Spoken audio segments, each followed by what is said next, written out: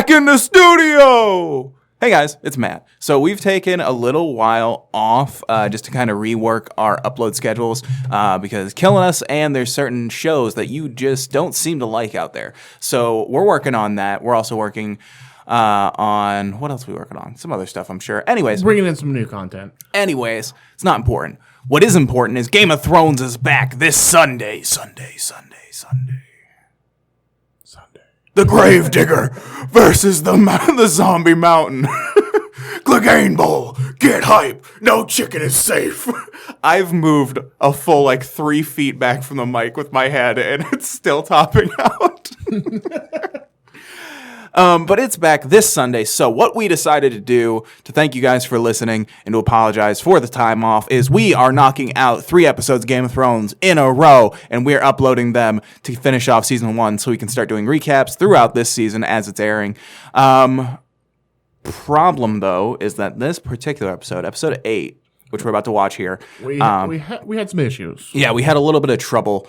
We recorded about a week ago? Yeah, we recorded about a week ago, and we didn't notice until just now when we were about to upload it that the audio sounds like we are talking into those cups attached to a string. Yeah. Basically, where we thought we were recording through our nice fancy microphones, Fancy. it was actually getting picked up on the laptop. Yeah, I was actually recording through the laptop. Now, you can still hear the audio. Everything's still, you can still clear, you can hear what we're saying. Yeah, it's not unintelligible. It's just shitty. It's just that the audio quality isn't great. Think of, it's probably a little bit better than when you see videos with people, talking to other people on Skype. Yeah. But it's still listenable, especially if you were one of the people that listened to, the earlier stuff, the pre-launch stuff. The audio levels are probably somewhere around there. It's pretty, it's listenable if you don't care too much about audio fidelity.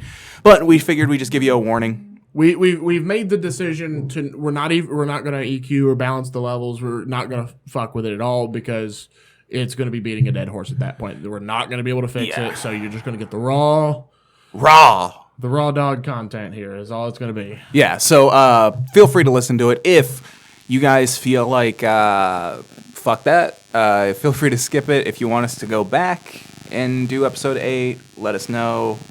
Email loudtableproductions@gmail.com, tweet at us, loudtableprod, hit us up on YouTube, whatever. Just let us know that the audio is, shit, and you'd like to hear a better audio version, and hopefully we can circle back around and get it done and uploaded. But thanks, guys, for listening, and without further ado, enjoy the episode. See ya. Subscribe.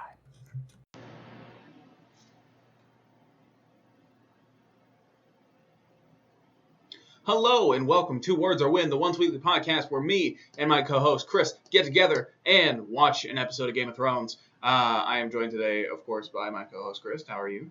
How's it going, man? I'm fine. It's bright. We're facing into the sun. This will be the first time we've ever recorded Words Are Win in the daylight hours. Yeah, God is going to hate it. He's going to smite us down. Man, it's bright. Yeah, it's pretty fucking bright, but we're going to power through here today. Guys, if this is your first time listening to us, here's what's going to happen. You are going to apprehend a copy of the episode of Game of Thrones that we're watching today, which is season 1. Episode 8, The Pointy End. Exactly. Season 1. Exactly. We're going to watch it along with you. So we're going to tell you to press play on it at a certain point. We're going to press play together. We're going to call out some things that are appearing on screen so you can match up the video with us. So we can watch together and you can listen to us discuss it and maybe tell you some things you didn't quite know about the episode. And maybe not. Sometimes that happens. So, yeah, sometimes we just bullshit about other stuff. And what's happening on screen. Yeah, occasionally. A lot of times we just make fun talk about set dressing and Goonface. And Goonface, yeah. All right, guys, but yeah, that's basically what's going to happen. We actually have it queued up now. We don't care how you apprehend this bitch. You can steal it. You can watch it officially. You can do whatever the fuck you want. Listen, we can't advise you to go pirate it, but if you've done it, I mean, we can't really stop you. Yeah, exactly. So, do you, fam. We ain't gonna tell you how to live your life. All right, we ain't the government. Yeah. Fuck the government. Fuck the police. All right. Words are win. Fuck the police. That's our official motto. And of course, as always, spoilers if you have not seen Game of Thrones. If you haven't seen Game of Thrones, what the fuck are you doing here at episode 8? I mean, we appreciate you watching it the first time with us, but you really should go watch it yourself. If you're really wanting to watch it for the first time with us, go start at episode 1 at least. Yeah. Because that's true. We're almost at the end of the season, so. Yeah. Alright. We're going to hit play right about now. That's the HBO logo. Fade to black. And we've got the opening sequence thing. Yeah. The rings. The rings. The one ring Sean ruled Bean's them all. name. Michelle Fairley's name. Lena Headey. We didn't have that one motherfucker? No. It was Robert. He's dead. Oh, that's right. You'd imagine they'd still at least put his name in there. Not if you get in the episode, man. Fine. Kid Harington. So Turner, Macy Williams, we're leaving King's Landing. We're going to a place. Where are we going? And Peter Dinklage. We're at the Erie. Yeah, there you go. In stereo. That should be enough, I imagine. Or fuck it, we can keep doing this. We'll just do this the entire episode. We'll just call out character names since they appear on Need a screen. goal. The Shire. LOL. It's Winterfell, actually. Oh, I thought the Shire popped up as a name. I looked away for half a second, dude. Oh, Lordy Lou. Yeah, I don't like. We're gonna call that with the audio cues here. That should be more than enough for you to kind of get the point. I'm not really digging recording this during the day. It's hot. It is hot. It is fucking hot out here. We It can't is. really. There's not really much to tell you right now.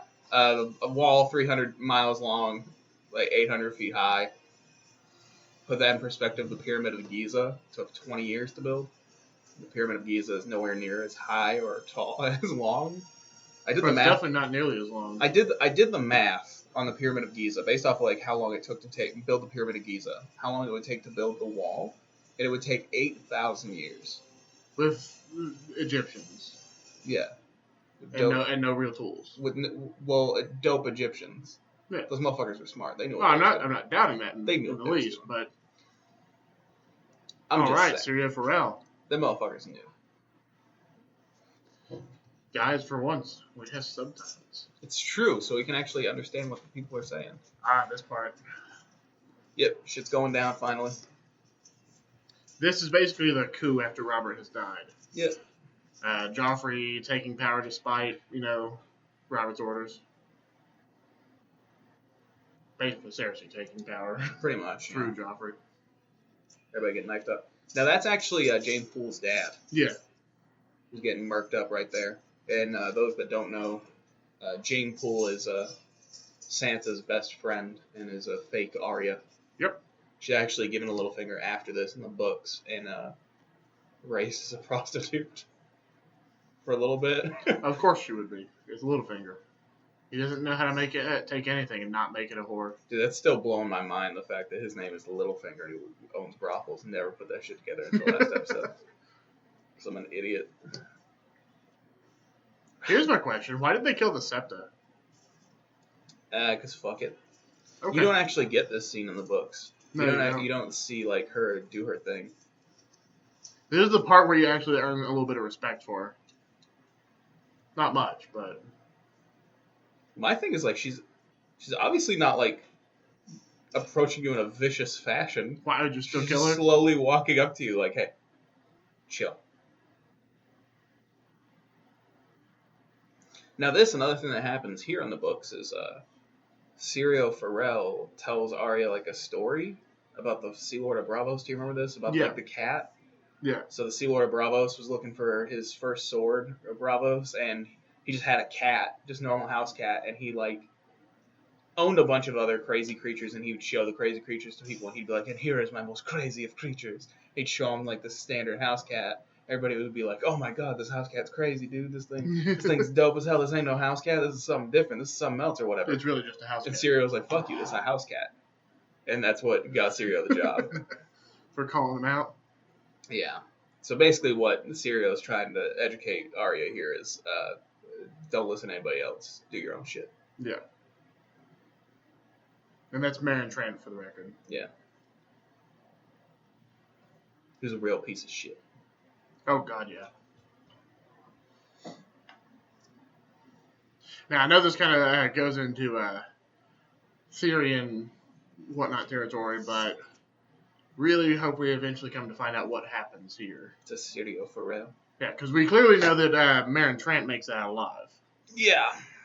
Well, the interesting thing is that Marin Trant, as we learn, is a cowardly little bitch.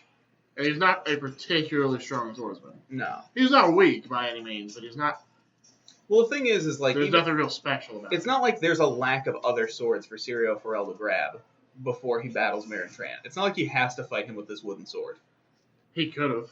You know what I'm saying? He So very well could have. I so guarantee you most of those Lannister guards were as good as Marin Trant with a sword. Yeah, so Sirio Pharrell, he doesn't have to fight him with a wooden sword. You know, there's a bunch of swords laying about. I'm sure he could have grabbed one and fought him with an actual sword. So either Sirio Pharrell knows for a fact Marin Trant ain't shit, and he's going to beat his ass with a wooden sword. You know what I'm saying? Or A broken wooden sword. Sirio Pharrell's got something else planned. You know what I'm saying? Now here's the real question. How do you know that Sirio Pharrell is actually the first Sword of Bravos? Because he says he is, and I imagine that's a thing that's known. It is known. Madame Nessa? I'm just imagining, you know, I mean- First Sword of Bravos is basically like... What's he doing here, though? Well, he's not currently First Sword of Bravos. Oh. He's an ex-First Sword of Bravos. He was first Sword of Bravos. Yeah, he deuced out. Okay. So It's- I'm saying, like, if he's first Sword of Bravos, then his whole point is to, be protecting the Sea Lord of Bravos. Yeah. The fuck's he doing over here training a little girl? Yeah, it's Doesn't seem very first Sword of Bravos-y. it's kind of like just like a glorified bodyguard, you know. Yeah. But it's not like a Kingsguard bullshit. He deuces The out. He's Hound. like, peace, man. Now this is another difference from the books. Is I might have been reading the first book again, so I might be a lot more Yeah. informed. But like this is another Well, thing that doesn't happen in the books. I would love to reread the first book again, but a certain Bagel still was borrowing my copy and I never saw it again. What a doucher! She probably has it at the house. Probably. But I that, could ask for it back, but I never think about it. I don't care that much. Yeah. Now the Hound didn't actually capture Sansa in the books. He broke down Jane Poole's door. Yeah. Looking for Jane Poole.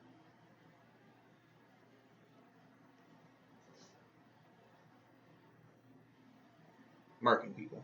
The pointy end, So you mark i.e. the point of the episode.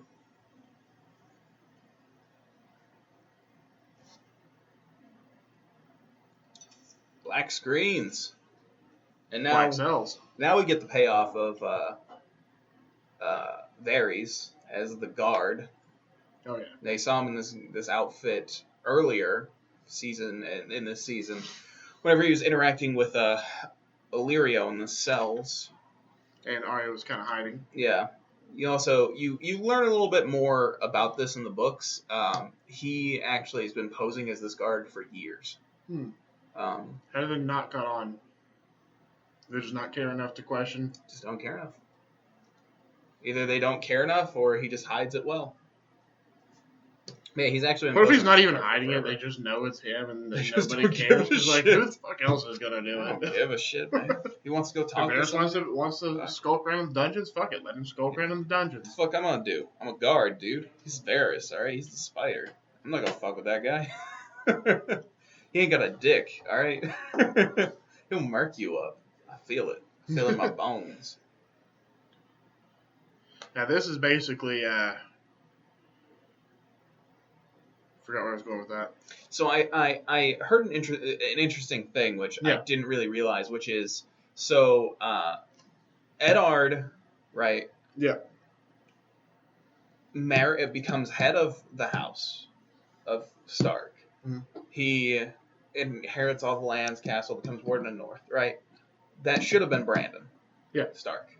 He marries Brandon's wife. Mhm. What would have been Brandon's wife? He rides south for a king on the idea of honor, just like Brandon. He ends up getting thrown into a cell in the Just like black, Brandon. just like Brandon, and gets killed by a king. That's a cunt. Just like Brandon. So he It's basically just literally lives, history repeating itself with a little bit less wildfire. yeah, he just lives Brandon's life, basically. Man, what a shitty way to live vicariously. Little bit.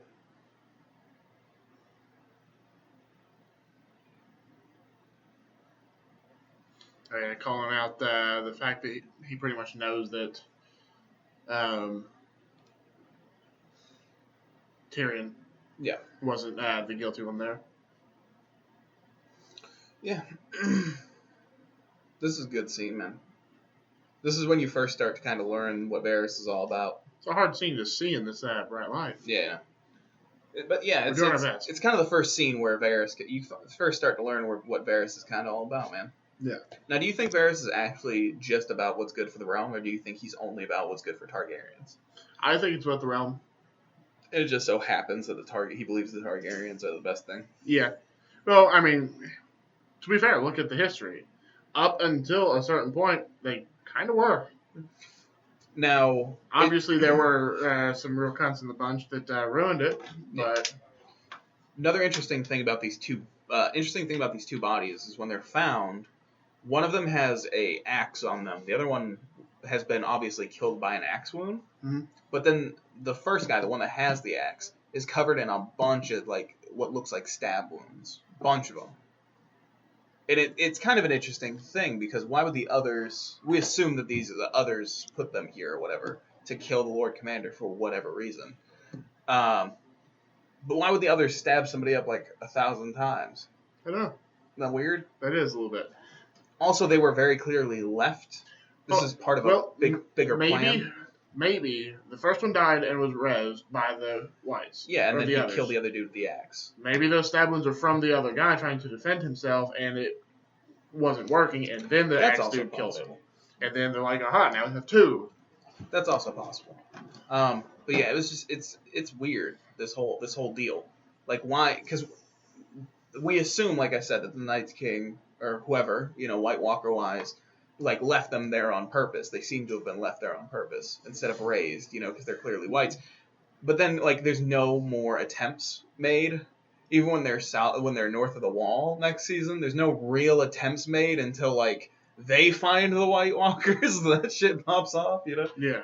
It's kind of weird. What was the plan here? I don't know. Maybe. Something I'd like to see elaborated on a bit. Yeah.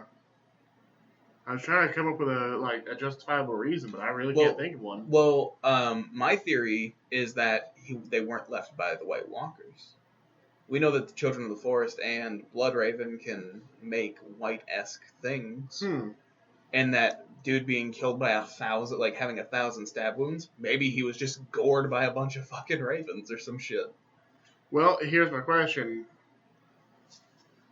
Well, no, that doesn't really work because it's per TV. Well, in the book, when the White rises, does it describe him as having the blue eyes like all the others? Well, there's two. Mm-hmm. So two of them rise. Yeah, they do have blue eyes, but so two of them rise. One of them is, and they're not actually killed. How do I explain this? One of them kills the first ranger, the current first ranger, now that Benjen's gone. Yeah. And the other one comes for Jon here, and until Jon throws the lamp, it's mostly Ghost doing all the work, and the Ghost found the whites or whatever, and then he's like, "Yo, we gotta murk up these whites." He's about that action with these whites, and everybody's just like, "Oh, these bodies, whatever." And he's like, "Dude, I'm not about this. There's something going on here. I don't like this." And then he leads, of course, Mormont and stuff like that. Leads Jon to Mormont. So Ghost knows something is going on. Well, the main thing that I was thinking with the whole theory on who put them there, basically, was in the books, the whole thing with them having created the Whites, or the White Walkers, wasn't really a thing. No, but still could be, but not to this point. No, but we do know that Bloodraven, if Cold Hands is indeed made by Bloodraven, he is a subservient of Bloodraven. He seems to be able to control things of that nature. I don't think he created Cold Hands. I think he just overpowered the magic and he's took able him to over. take control of them. Yeah. It just seems weird. It seems if the White Walkers were meaning for something to come of this, why would they just stop at 2 whites? Yeah. You know what I mean? And then why not 50? And then just do nothing for, what is essentially 2 years. Yeah. We're gonna take out these motherfuckers in Castle Black. What are we gonna do with 2 motherfuckers? And then if it fails, not do anything ever again. And here's where the real crazy of Cersei starts to show. Well, not specifically here, but this Just in arc general. is basically where it starts. Yeah, just in general. Because up to like Robert dying, it's basically it's implied that she's kind of just pissy. Yeah, she's taking a back seat. Now she's an active player, and her real like fucking lunacy comes out. I feel like she always tried to be a player, but until Robert died, like everybody was just Didn't like, have a choice. I don't give a shit. Fuck off, fam. And then they moonwalked away.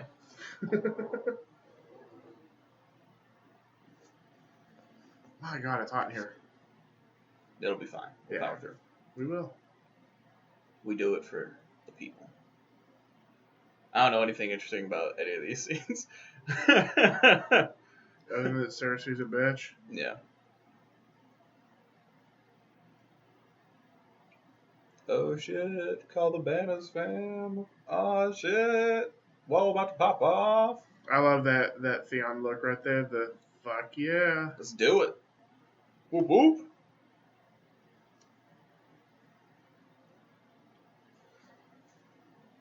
We about this action. Theon's just like that real shit friend that's always trying to get you in a fight. Yeah. You know what I mean? He's like, whoa, wait, having that. No, you gotta fight that motherfucker. It's just like, whoa. He's all about fighting, and he thinks that you are too. So It's just like, dude, I want to fight that dude. He's gonna beat the shit out of me. No, man, you can take those 5 guys. I'm confident. You gonna no, fight you with got me? this. I could take all of them. Yeah. You better than me. Come on. You just fight that one guy. I'll take care of the rest. Dude, there's no way you're fighting these 4 dudes. Fuck you. I'll take them, boy. Vastly overconfident. Now, do you think Bloodraven has ever seized a raven that has a message on it and like had him like I knock wonder what the- this letter says. knock the thing off of him and like scroll with the beak, read that shit real quick? Got this. Have him fly the raven up to him, and then he like rewrites the message a little bit differently and sends it somewhere else. Yeah.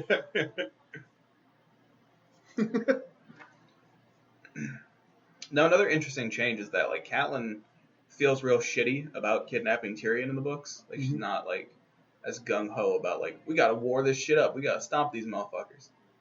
She's much more chill. Yeah, Catelyn was a much better character in the books. I think we can all she agree. absolutely was.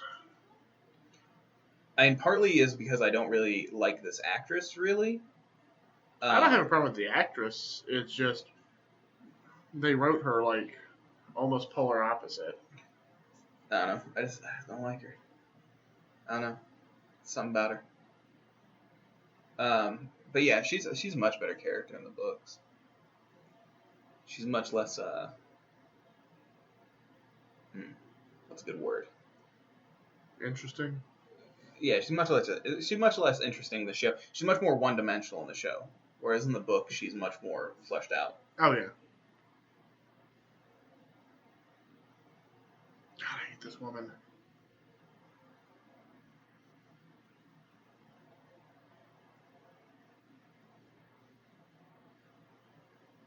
You ain't gonna do shit, man. You gonna die. You say that. I distinctly It would have been better. remember them having to dress a little warmer for a certain season. It would have been great if she was like, "They'll leave the veil over my dead body." Cut the little finger. Now this is another interesting change. Was like this whole thing with the mountain clans coming up, Yeah. where Tyrion's like whistling and sauntering on or whatever, and then they get found by the mountain clans. In the books, Tyrion fully expects he knows the mountain clans are eventually going to find them, so he's doing this actively, like carry on and shit to get it out of the way. Like he already has a plan to bribe them. Yeah. At least it's strongly insinuated so. Golden women.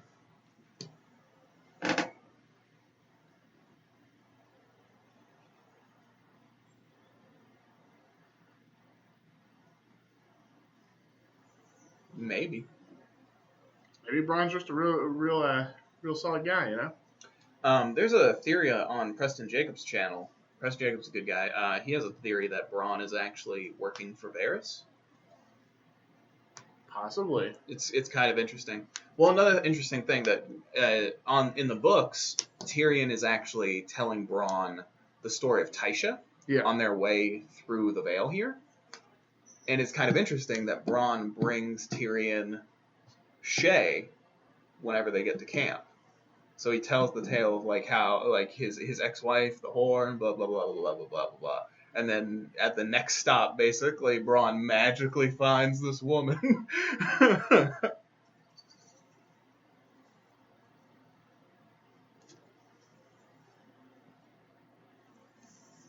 I love at the end of this when Tyrion basically rolls back up into King's Landing in the book. Mhm. You're just like decked out in fucking like armor and shit. He's just like, what up? Decked out in fucking armor and furs and shit from the Hill Tribes. He's got the most eclectic crew on the planet. Yeah. He's got Hill Tribe. He's got Braun. He's got Lannister soldiers. He's got...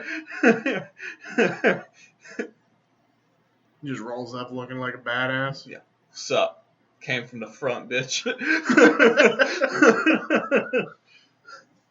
I'm a hand of the king now. Just thought I'd let you know. Gotta make an entrance, you know? I fought in a war. That was dope. I almost got killed in the trial. In my bed at the age of 80. That'd be nice. Maybe. I'd much rather go out in valiant battle. I don't know. Either one sounds pretty alright. I like that little dagger that Braun has. Yeah.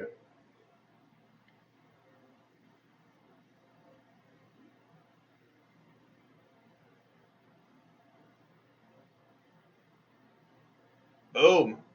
All up in your face, hater. You know what's strange to me that I never really noticed? Was how quickly Tyrion, like, gets all the mountain clans. Like, there's a mountain clan communication network. Just like, yo, Jim, send out the message. Like, everybody's hit him just up like, on the gram. Everybody's like, all right.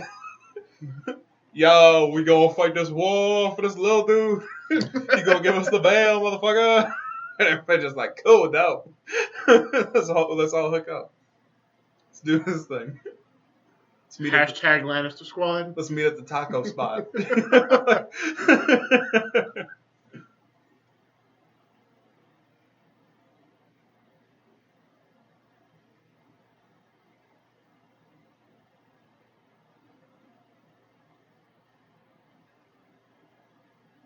I also like how the mountain clan members that Tyrion takes with him just slowly die off throughout the seasons. Yeah. It's just a little bit less every time that you see him.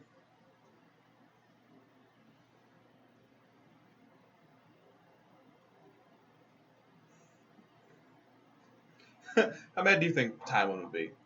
Pretty. Hey, just so you know, so I didn't get killed, I promised these guys one of the 7 kingdoms. That cool? Or... Nah. I don't think it would matter. Because at the end of it, all Tywin could just roll through and just like, yeah, we're done with Hill Tribes now. Yeah, Tywin's just like, I don't give a shit, dude. Just face roll the Hill Tribes away. Yeah.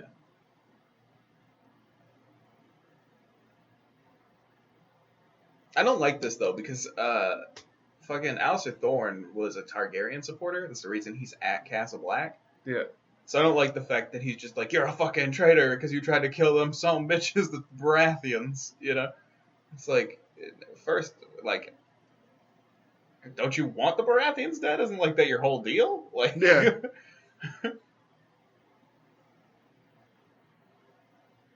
Go to your room. You try to kill a man. Go time out. Bad John. Bad bastard. You know nothing. Go to your room. Yes, see? And shut that dog up. Shut the fucking dog up. I'm pretty sure Ghost's gonna die this season. Oh, you think? Yeah. I couldn't care. I'm pretty confident in it. It's gonna be upsetting to me. I'll tell you why it's upsetting. It's because that means Nymeria is the last fucking wolf. I fucking hate Arya. See, Ghost about that action. Oh, yeah. It's like, So what you're saying is Ghost is John's I can't remember his name. Dude, you're not killing it right now. You're off No. today. You can't remember shit. I also want this dog. I shouldn't have stayed up until 7 a.m. So I'm pretty sure this is when it was still a dog Yeah. and not like a wolf yet, you know? I want that dog. That dog's dope. I want a straight white Siberian Husky or some shit. Whatever it is. Theon. Took that whole time. It's his Theon. Yeah, Ghost is John's Theon. Egging him on. Except Ghost never Getting him betray riled him, you know? Yeah, he's just that dude. Yeah. Hey, that motherfucker over there is talking shit. What? Yeah. You didn't hear him? No. Man, he was talking all kinds of crazy shit. He was talking about people he said some shit I ain't even gonna repeat. That's some nasty shit, dog. Markham. The corpse fight and gross. Corpse fight? I don't like that he never uses like psi knife that he just had again. It's because he left it in the... He never went and picked it up. Nah. He's like, clearly this thing doesn't work, so... Now is he fighting with a normal sword or is he fighting with... No, he didn't get He the doesn't long have claw one until until later, later. yeah. Yeah. I was gonna say that would be kind of interesting for a thing to notice. Is like long claw. Wait. Kill that motherfucker. No, he didn't have long claw. It literally had the white pommel, though. Yeah, that's why I was curious. Damn it, we can't go back and look. But I mean, he doesn't. If anything, it's stage dressing that's fucked up. Like, Yeah. They just happen to hand him the wrong sword. this is interesting too. They're not just sacking some random city here. This is a city that was actually built on Dothraki lands. Yeah. And it's actually when Khal Drogo's horde arrives, it's actually getting sacked by another horde. Another Khalazar. Yeah, another Khalazar. So He just takes them over, too. it becomes a whole thing. Well, actually, the way No, it was Kalpona, wasn't it? yeah, so the way that Khal Drogo here in a minute will see him get injured is actually from fighting with the other Khalazar. Because he was being disrespectful. Yeah, not from his fucking Blood Rider being a little bitch. Yeah. Oh, I don't like this shit, dog. We're also about to see Mary Mary Mastor, Mastor. who's an interesting character. We know that she's a fucking savage. Like, she's a magical motherfucker. Like, she's one of the best in the world. Like, she used to hang out with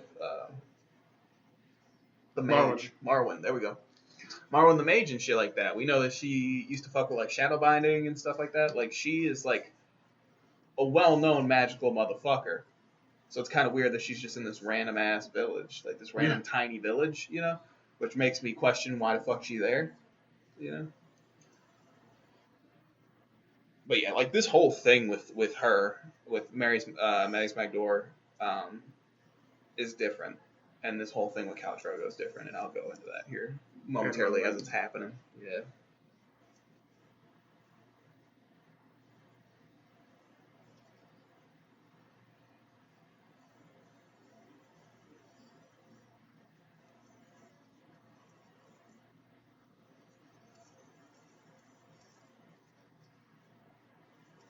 I can. See how well that works out for you later. Your husband. I mean, for her, fine. For everyone else, not really. Her husband deader than shit. Her baby deader than shit because of this decision. Well, supposedly her baby's deader than shit. We don't actually ever see POV her baby being dead. True. She don't see it, and Jorah don't see it. He just says that the midwife's told him. Calmago, isn't it? Not Calpano. It don't matter. It's Cal. Cal Dirt Dickon.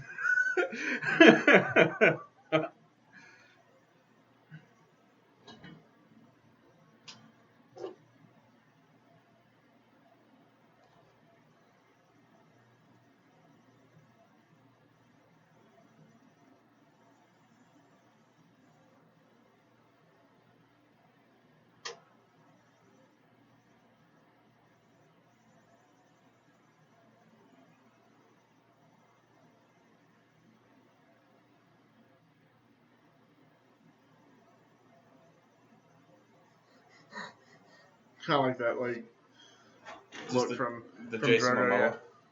I called the Momoa.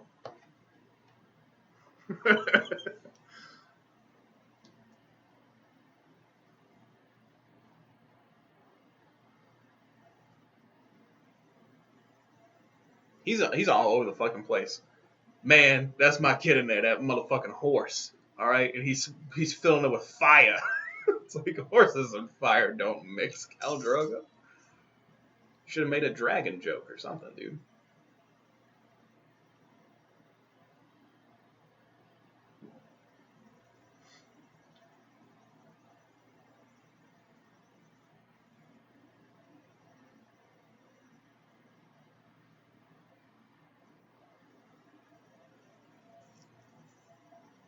See, that motherfucker was smart right there. He would have just real quick turned his wrist, came right across the throat. Why he pulled back like that, beyond me. Because obviously that erect is sharp as fuck. Because the dude just like slightly walked into it and it was like, Yeah.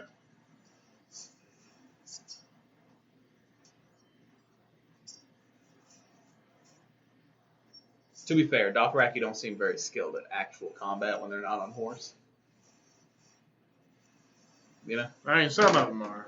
Because the other dude, Khal Drogo's Blood Rider, who's supposed to be like one of the best fighters in the Horde, second to Khal Drogo, and Jorah just fucking wrecks him like he ain't shit. Jorah's just like, you ain't shit, dog.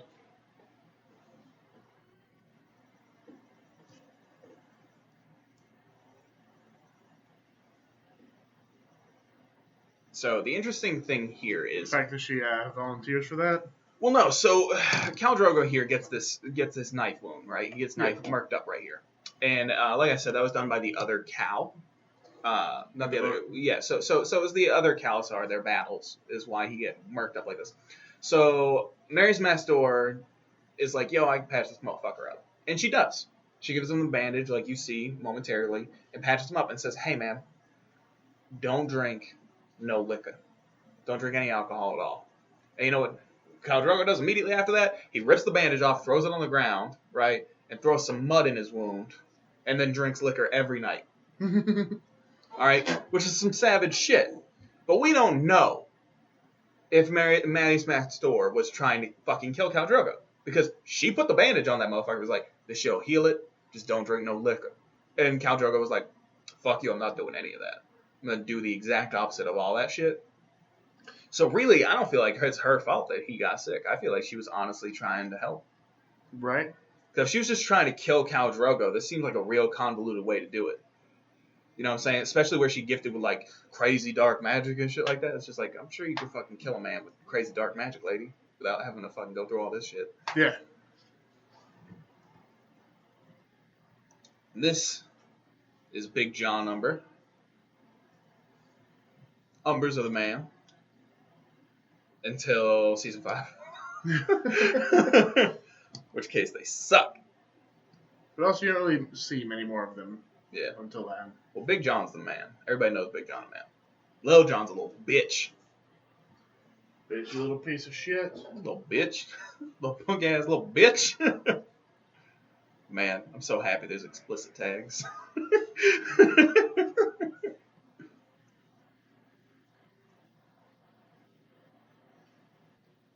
Now this What an insult. Yeah.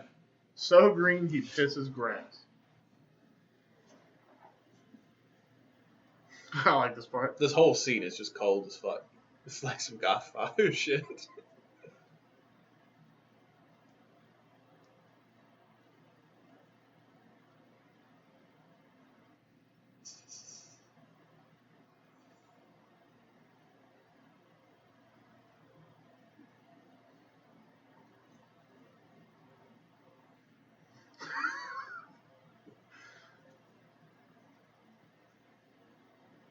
I only lost 2 fingers. Who gives a shit? Yeah, it's fine, man. It'll keep. It's fine. I can swing my sword with my other hand. It's cool, man. Yeah. Now what happens? Now what the fuck is happening?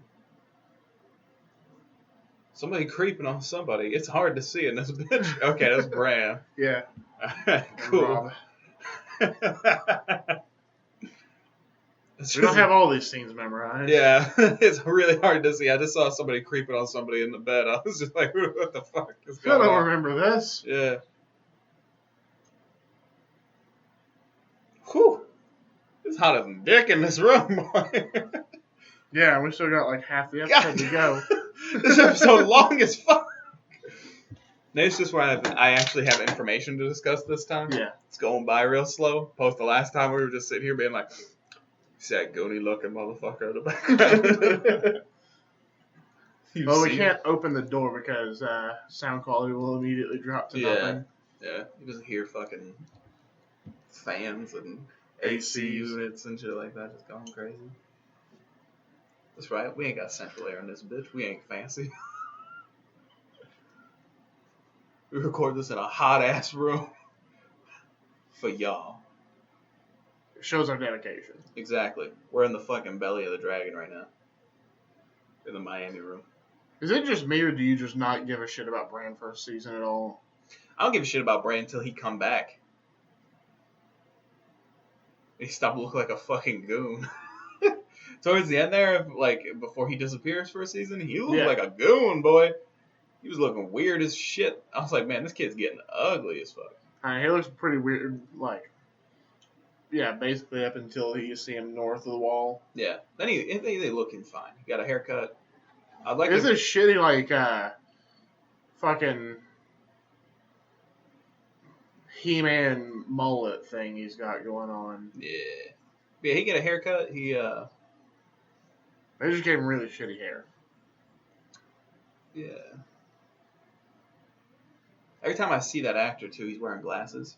I don't know how blind his ass is, but I imagine it'd be very hard to be an actor if like you couldn't see for shit, and they're like, "This is a period piece. You can't wear your glasses." They probably got him contacts for the role. Probably. That just sucked, dude. I can't see shit. I've got my contacts here, man. Can't my character just wear glasses this one scene? Nah. And we're back in the Godswood. Yep. They're keeping up with that crazy hair motif for now.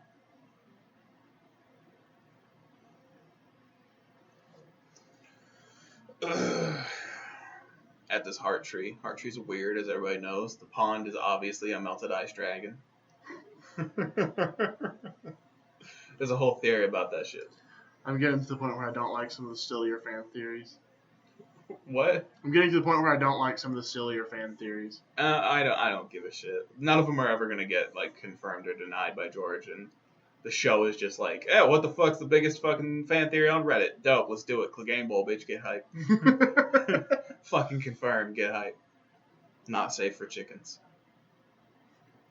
I haven't been following any of those new memes, so. Dude, I look up Clegane Bowl memes constantly. I love Clegane Bowl. Hello, Hodor's penis. The prosthetic penis? Yeah. How weird is that, do you think, as an actor? What's going on, man? Fairly, I would imagine. Why the fuck did he just, like, even walk out there? Just like, Hodor. He just emerged, and then he was like, I'm going to crawl back in these woods now. Because he came out from a different direction than he went into those woods. Why the fuck was he naked? You think Hodor is actually... Azor Ahai? No, Giant's Blood. No. He's a big motherfucker. No, I don't think he is. I think he's just a big guy. Yeah. Like how you can tell how fake the leaves are on the tree? Yeah, it's fine. It'll keep. Now we're back to two white. I want to know how this other white got killed in this show. Who murked that thing up? I hope it was the chef. Oh, the blacksmith? Yeah. The one-armed blacksmith. Oh god, what was his name?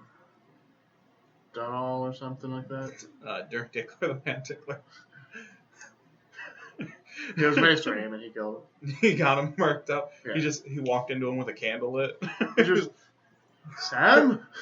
Oh shit! I caught a white on fire. Something's on fire in this bitch. I hope this is not my book. Who did I set on fire? Tell me. Break it to me. Sam, who's burning? Sam, You saved us all, Mr. Raymond. Sam, you motherfucker! Where is this bastard?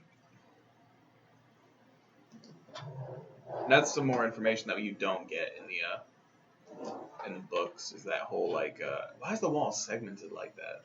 I don't know. You never see Weird. it like that any other time. Especially not on the other side when they're climbing it. Yeah, but you don't get that little story that Sam just gave you in the books about them sleeping under the ice for thousands of years or whatever.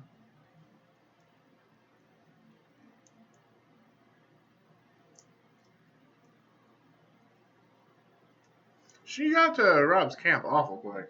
Yeah, she got that Peter Dinklage, not Peter Dinklage, that Peter Baelish fucking time machine. Yeah.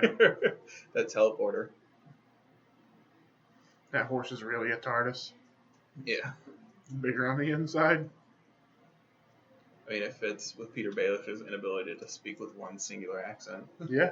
So are we just saying that Littlefinger's now the Doctor? Yeah, it's fine.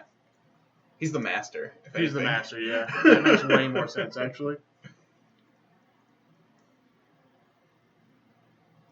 That would make this show make a whole lot of sense if Peter Baelish was actually the master. So I have a question. Did the master show up? Do you watch Doctor Who still? Yeah. Did the I master have show not up? seen the newest season with Capaldi. Okay. Well, I stopped watching when Capaldi came up. Did the master ever show up during Capaldi's run? Yes. Cool. Sort watch of. it then. Yes, sort of. Okay. It wasn't like some huge big showdown though. I haven't seen that far, but what I've wikied, yes. Okay, cool. Because that was some of my favorite shits when the master shows up. Now Greg John Umber is interesting because like he was very hesitant, of course, to follow Robb Stark, but then like after that whole wolf biting off his finger thing, he becomes like Robb's biggest supporter. And actually during Basically, just gonna show dominance to the Umbers. Yeah, and in this upcoming battle that we'll be seeing here pretty shortly between the Lannisters and the Starks, Robb originally actually names John, Big John, to lead his to lead half of his forces, the half that he gives to the Boltons or whatever to lead. He actually names John to lead it at first, and then Catelyn's like, "The fuck?"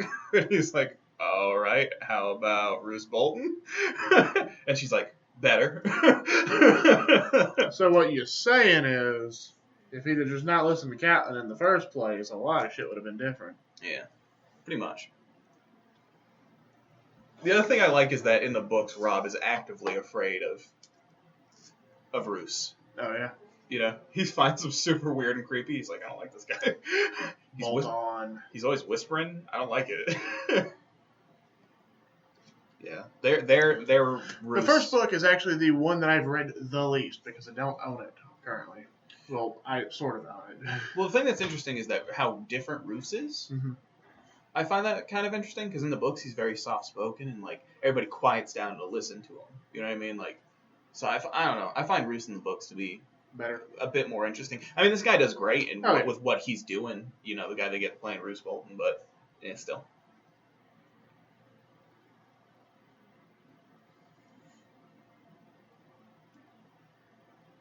I wonder how long it takes them to set up these tent cities. We discussed this before. Well, we talked about how realistically how long it would take, but I'm curious of how long it takes Game of Thrones to set that shit up. Oh, okay. I think they just find a. I wonder if they even clear with somebody if they're just like, yo, there's a field over there. They just rent out a fairground, you know? They're like, it's a Renaissance fair. So what we need to do then is we need to try to reach out to people who work for HBO. Like, listen, we just got a question. It's nothing like spoilery for Game of Thrones. None of that shit. We just want to know how long the fucking tent cities take to assemble. Right. And they'll be like, well, it depends on the tent city. Just give us an average, damn it. Yeah. We just need an interesting fact for our podcast. Yeah, we just need to know shit. You want to come on the podcast, man? Yeah. We just want bullshit about some stuff. So tell me, why are Robert Baratheon's nipples so tiny? Why are his nipples so tiny? They're so small, man. He's such a large man.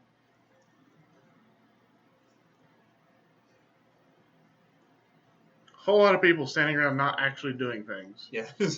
Just bullshit. It's a union break. Nah.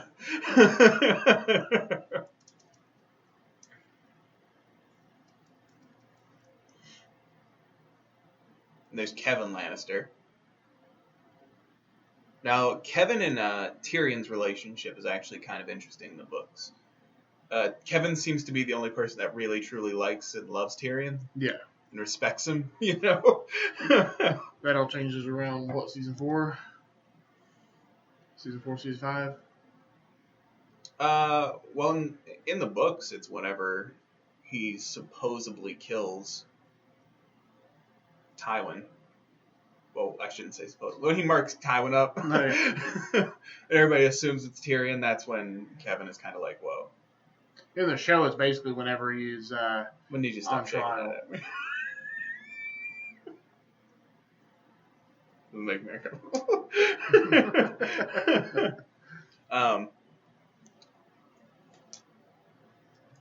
I love that thing from Bronn as well. This is blah blah blah, son of blah blah blah. This is blah blah blah, son of blah blah blah. This is Bronn, son of. You wouldn't know. I like how Tyrion reaches for the wine thing, and He's like, Tywin's just like, nope. this is a good vintage, right?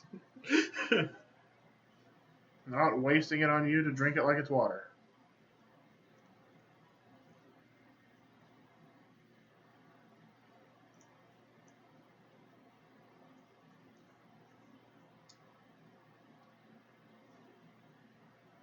Shit's changed, bro. That look from Kevin's like, Yeah, that goon look. Dude, I've been looking in the background every time I go to Castle Black, see if Goonface is hanging around. I haven't seen him yet. If anybody knows the actor who played Goonface, Goonface Lagoon.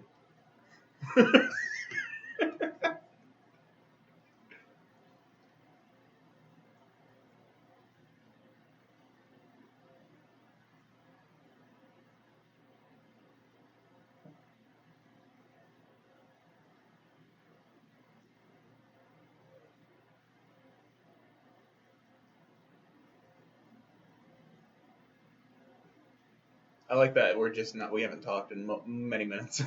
yeah, we're just kind of paying attention to what's going on. I'm just looking for something interesting to talk about, really.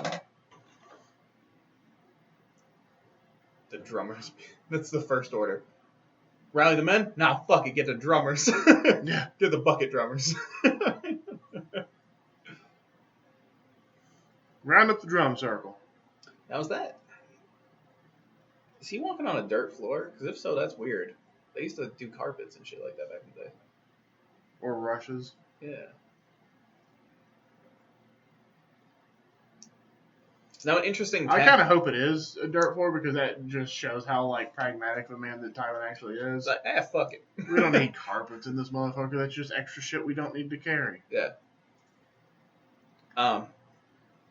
So. Like all the other stuff is like tables and like candelabras and shit that you need. Yeah. Just because they look nice doesn't mean it's a necessity. Yeah. So an interesting thing about Tywin's plan is he plans to put the mountain clans and shit In the Vanguard. and the sellswords in the Vanguard, but he chooses to put them onto one side because he assumes that they're going to break and flee. And that Robb will then, of course, overextend his men to fill that gap, Yeah. and then he'll be able to close in on and basically destroy them. That's more or less. And also throw them in the Tywin's Vanguard plan. because worst case scenario, all the hill tribes die. Yeah. And then you don't have to pay them. So it's kind of an interesting thing that that's what Tywin assumes, but those are his most probably seasoned warriors, I would imagine. Probably. Hill Clan's been steady fighting. They don't stop. And then, of course, Robb's plan is completely based off of this guy, extensively. Which may or may not have been a good idea. Another difference is that in this war or whatever, Robb sends blah blah blah to their death. You know what I mean? To go distract Tywin. Yeah. But in reality, he sends half of his army to go fuck with Tywin. But because the mountain clans and stuff like that don't break, they don't fall back, the number of men that are actually lost is minuscule by Roose before he pulls out. So really, Tyrion saved a lot of Northern men his lives by bringing some real motherfuckers to fight.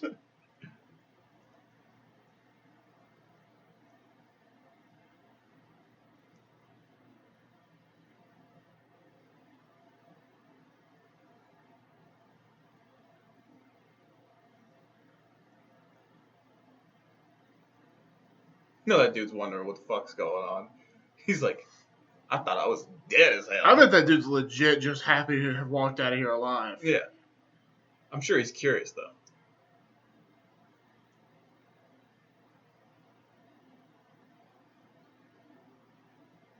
Because let me tell you, I don't know if I would have, let an enemy spy live. Yeah. If you can convince him to give misinformation, why not? Looks like it's about to rain. I would have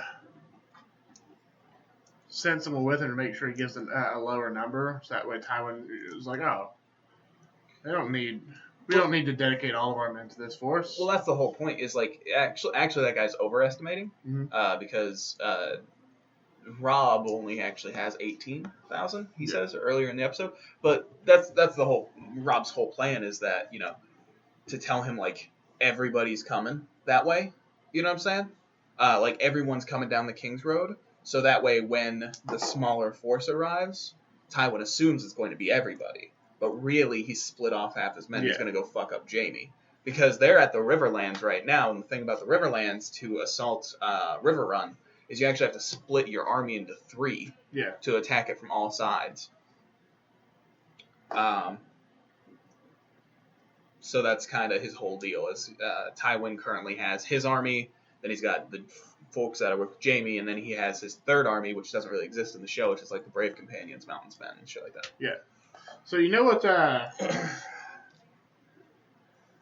In River Run at the siege, when they basically break the siege by having dude like, we're gonna kill this dude if you don't open the gate. Basically, I just like fuck it, kill him. Well, that's what they do. Oh yeah, but he ultimately opens the gate still. Yeah, he opens the gate for Edmure. I wouldn't. I'd be like, fuck it, man. Mark him up. I'll give a shit. Moonwalking. That's some cold shit right here. Barristan Selmy. The greatest sword in Westeros, probably still. Motherfucker's a savage.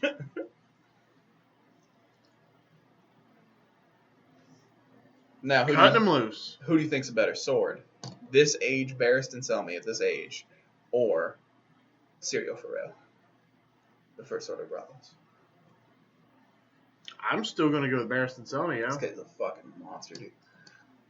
I'm pretty sure that in season 2, you're too old to protect anybody. All right, we'll see about that. I'm gonna go join up with the Mother of Dragons, and I'm pretty sure in season 2 when Jaime says there's maybe 3 people in the Seven Kingdoms that can beat me, I'm almost certain one of them he's meeting is Barristan Selmy still. And one of the others is Eddard, possibly. Eddard's dead by that point. Oh yeah, true. Who'd the other 2 be?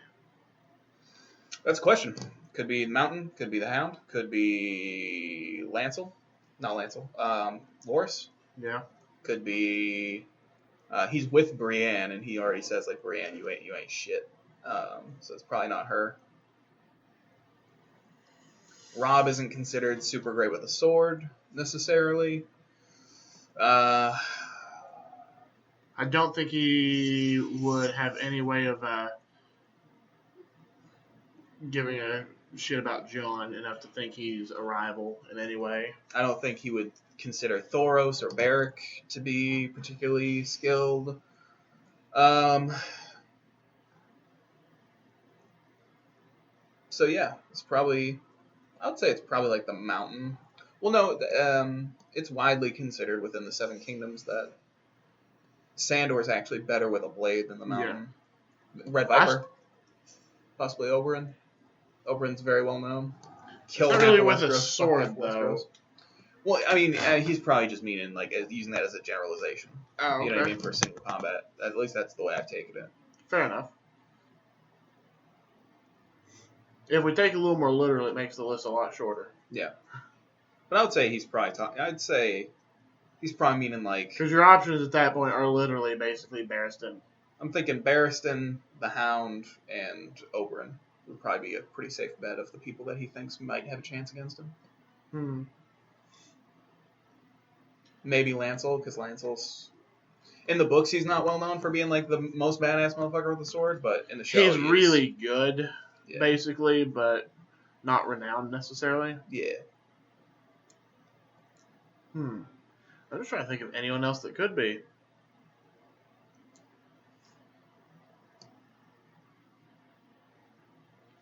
Well, in reality, we can use math to determine that Brienne's better than basically everybody on the planet. Yeah. Because just through who beat who math. So it's well known that the Mountain is better than almost everybody. You know what I mean? The Mountain is seen as less.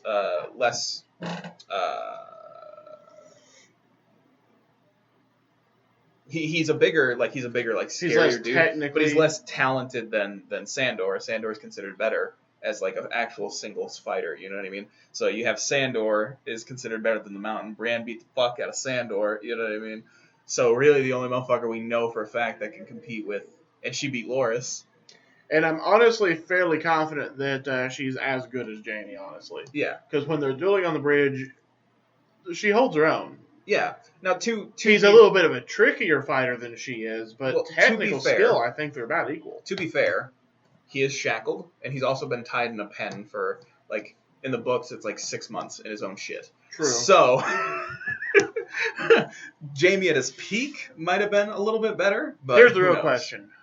Brienne or Bronn? Who'd win?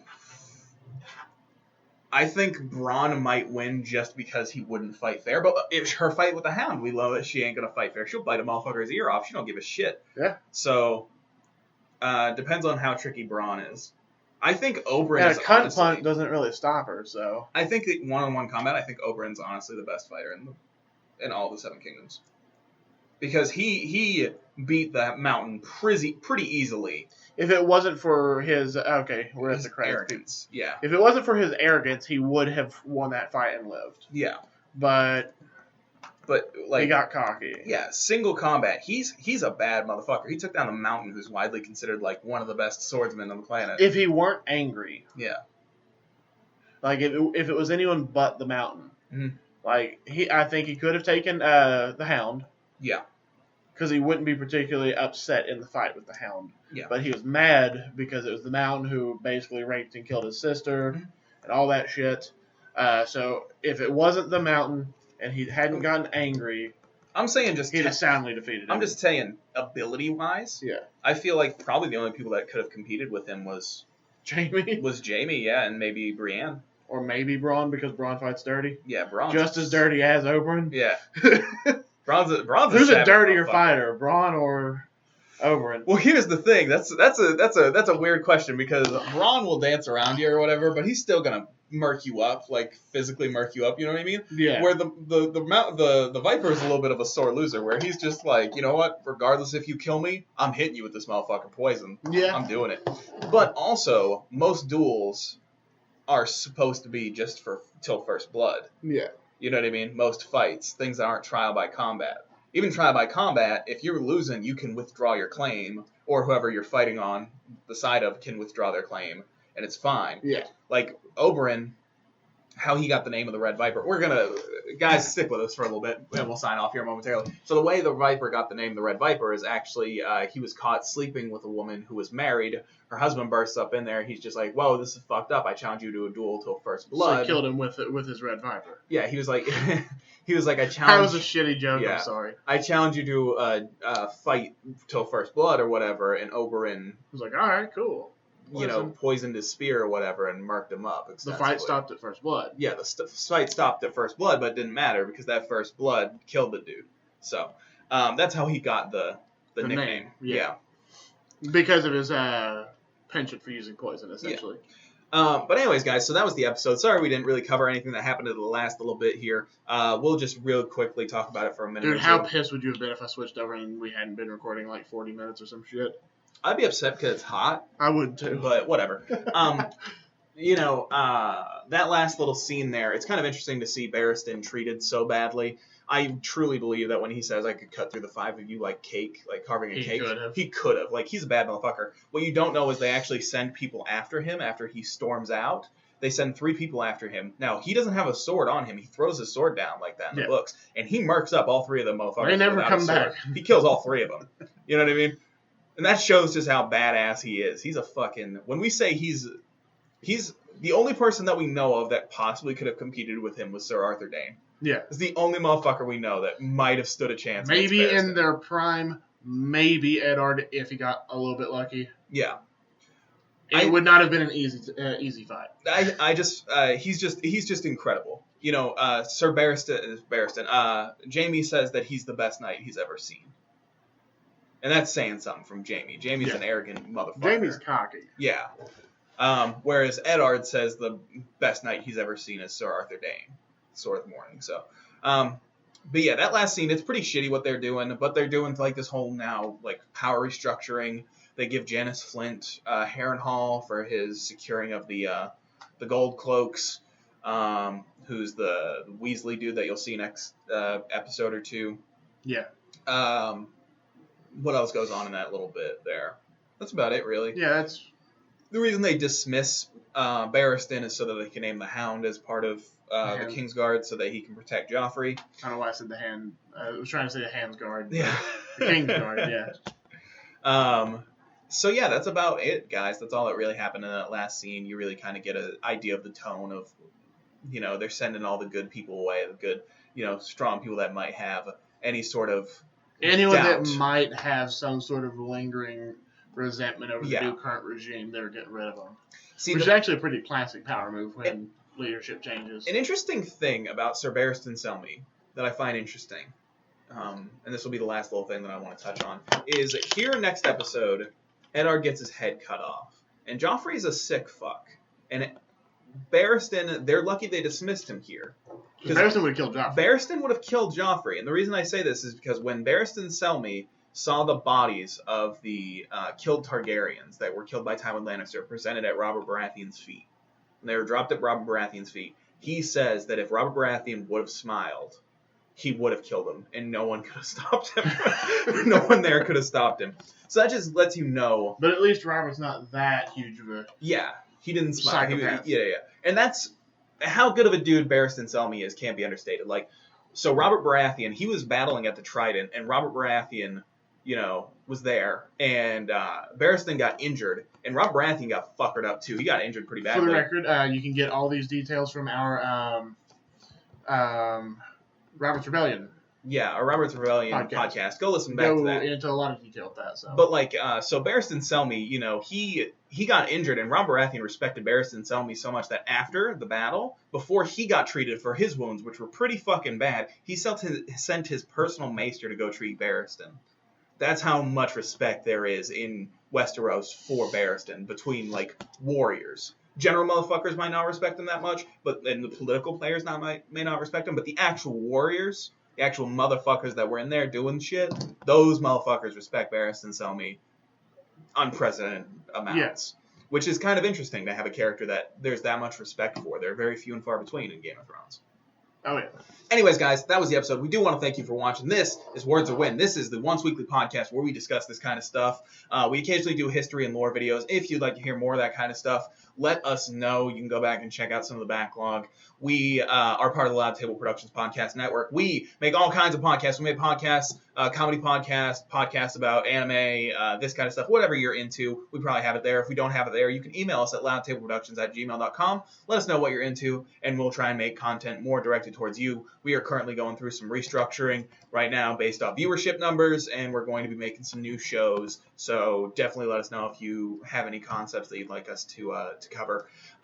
You can follow us on Twitter, LoudTableProd, that's P-R-O-D. You can follow us on Instagram, LoudTable_Productions. You can find us on Facebook, LoudTable Productions. You can rate us on iTunes, leave comments everywhere. You can rate us everywhere. You can tell all your friends and your family, everyone that you know and love or hate, about us so we can continue to grow and continue to make content for you. You can follow us individually on Twitter. I am at GadryRoss. That's GadryRoss. And I'm at Chris_Bogard. And I think that about wraps it up, guys. I do want to thank you for listening, and that's about it, man. Yeah, that's basically it. All right, guys. See you tomorrow. See you later. Go Snow!